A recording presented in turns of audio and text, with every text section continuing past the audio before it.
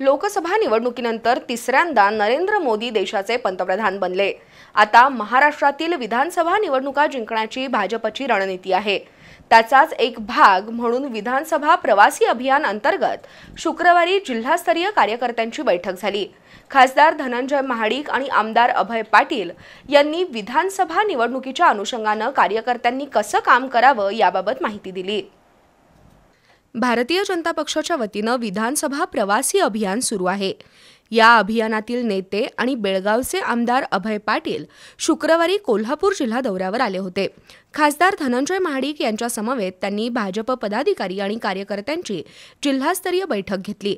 प्रारंभी मंडल अध्यक्षांच्या कामगिरीचा आढावा घेतला।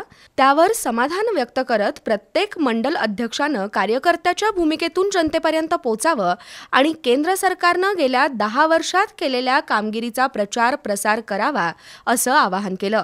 खासदार धनंजय महाडिक यांनी जिल्ह्यात भाजपाची संघटनात्मक बांधणी चांगल्या प्रकारे सुरू केली आहे। मात्र विधानसभा निवडणूक डोळ्यासमोर ठेवून अधिक जोमाने कार्यरत राहावं असं आवाहन केलं।